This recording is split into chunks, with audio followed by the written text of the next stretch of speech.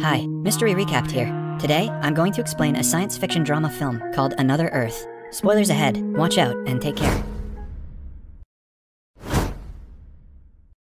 The movie begins with a high school party. Rhoda Williams, a 17-year-old girl, is a highly intelligent student who has just gotten into MIT. She celebrates with her boyfriend. In the background, she narrates that she fell in love with space science after seeing Jupiter's rapid succession in one of NASA's Voyage pictures.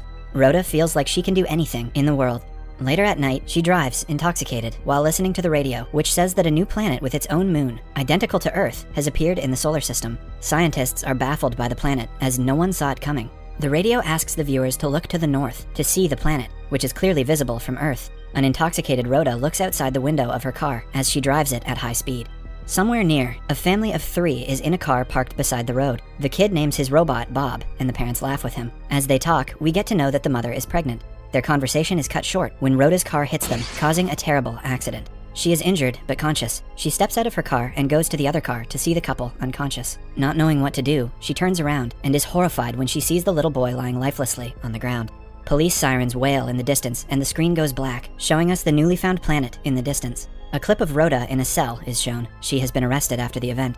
It is now 4 years later. A news report tells us that Earth 2 is now way closer to the Earth and seems to be an exact replica of the Earth by its appearance. It is now easily visible from Earth's surface. The structure of its continents and ocean, even its cities and towns, as seen from the telescope, seems to be identical to the Earth's. Scientists have tried sending radio signals to the planet and received a signal back. However, they have not been able to decipher it. Some scientists don't even believe that the planet exists and believe it to be a cosmic mirror that is reflecting the image of the Earth itself. 4 years after the accident, Rhoda gets out of prison. She goes out for the first time and her parents come to pick her up. While talking about the second planet, her brother mentions an essay contest sponsored by millionaire entrepreneur Keith Harding, who is funding the very first spaceflight to Earth 2. He is granting a free ticket to the civilian who has the best motivation to join. Rhoda comes back home and looks at her belongings in her room. She doesn't feel like the person she used to be and doesn't like the room anymore. She looks outside the window and is fascinated to see the second Earth in the sky. Rhoda then gets on her laptop and learns about the United Space Ventures, the program that her brother talked about earlier. To win the civilian ticket, she has to write an essay about the reason for wanting to go there and submit it. She stares at the laptop but doesn't type anything. Then, she takes all her necessary belongings to the house's attic and declares it her new room.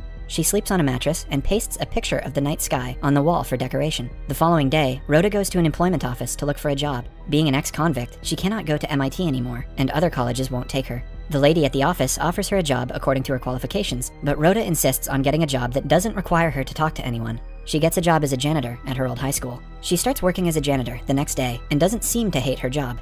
It has been exactly 4 years since the accident. Rhoda goes to the intersection where the fatal incident took place and looks around. Just then, a car stops nearby and a man comes out of it. Rhoda remembers the guy being the man she saw inside the other car. She is surprised because she thought she had killed them all. The man keeps a robot toy in the pole nearby in the memory of his son and drives away. Rhoda quickly rushes home and looks up the case on her laptop. It turns out the man's name is John Burroughs. Both his wife and son died in the car accident, but he had gone into a coma. A few years later, he woke up and has been living alone ever since. Upon further research, she learns that he has dropped out of his Yale music faculty position. She writes down his address and goes to meet him the next day. Not knowing what to do, she looks at him drinking in his messy living room through the window. The night is snowy and cold. Ridden by her guilt and seeing John in such a state, Rhoda is distressed. She walks on the snow, slowly undressing. In the end, she lies down shivering and naked. Her fingers become blue from hypothermia, and she looks at Earth 2 as she lies in the cold. The screen goes black. In the following scene, she lies on a hospital bed. Someone had found her and saved her from the cold. Her fingers are injured, but she doesn't have any fatal injuries. When she gets back home, she finally writes an essay to apply for the ticket to visit Earth 2. In the essay, she mentions that madmen, outcasts, orphans have been subject to all the new experiments in the past, and not the nobles of the society. Hence, being a felon, she believes that she is the best candidate for this kind of experiment. Feeling great after submitting her essay, she goes to a grocery to get candies, where she meets her high school boyfriend, whom she was partying with that night. He tells her he has gotten into business school and introduces her to his girlfriend. He acts strange and awkward when Rhoda tells him that she works as a janitor. Feeling embarrassed by where life has brought her, she walks out of the store without the candies. Rhoda knows that she won't feel satisfied until she has apologized to John, so she goes to his house again. She knocks on the door, but the nervousness gets the best of her. Instead of telling him she is the one who killed his family, she lies and pretends to be a maid sent by Maidenhaven Cleaning Services for a free trial. John, who has been living in the place without cleaning it for months, accepts the offer and lets her clean the house. Rhoda is too deep into the lie, so she just goes with it. She starts cleaning, and John notices her investigating a telescope lying in one of the rooms. When she finishes, John, unknown to her identity, invites her next week to clean the house again. The week passes and Rhoda practices telling John the truth. However, when she knocks on his door, she is taken by nervousness again, so she cleans his house again and doesn't say anything. She begins going to his place every week. However, John hardly ever talks to her.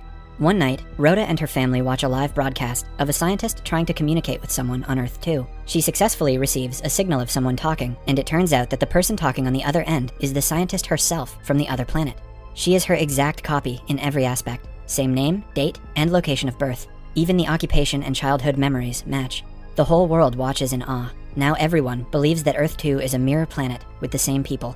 The news baffles Rhoda, and she comes out of her house to look at the planet and its moon. The news has created a huge debate of what might be true and what is a lie. Physicists theorize that Earth 2 is a mirror planet, an exact copy of our Earth, including all of its people. Some believe that we could meet and talk with our exact copy, a person who may be identical but has led a different life. John and Rhoda share a common interest in space science. He offers Rhoda to use his telescope, and she agrees. The two then play video games and seem to be developing some kind of relationship with each other. John offers Rhoda a ride home. Days go by and John and Rhoda get closer. One day, they arrive on the subject of the first expedition that plans to go to Earth 2. Rhoda tells him about the essay she has submitted, but John is skeptical about the expedition. He insists mankind is not ready to accept the realization that they are no longer unique, since they still believe that they are the center of the universe. John suddenly gets agitated when he learns that Rhoda has washed a sweater that belongs to his wife. He angrily asks her to leave. A radio program that broadcasts a debate warns about the potential dangers of Earth 2. Some people believe that since the people on Earth 2 have similar access to us in weapons and are of suspicious nature, there is a high probability of a war occurring between the planets. Rhoda comes home to John's car parked by her home. He is there to apologize for his behavior earlier, and she forgives him. Then, he insists she come with him somewhere. He takes her to a university auditorium and gives her a private concert of a new piece of music using a saw. The two feel a greater connection to each other. After the performance, they go back to John's home. One thing leads to another, and they end up having sex. Later, John tells her about the accident and his years-long coma, but Rhoda still doesn't tell him the truth. When she returns home, Rhoda's brother tells her that people from the spaceflight have called. She calls them back and is surprised when the millionaire Keith Harding picks up the phone. He tells her that she has won the essay competition and has been selected to voyage to Earth 2. Rhoda is over the moon and goes to John about the achievement. John praises her at first, but then asks her not to go since they are in a good relationship now. He sees a future with Rhoda, which scares her.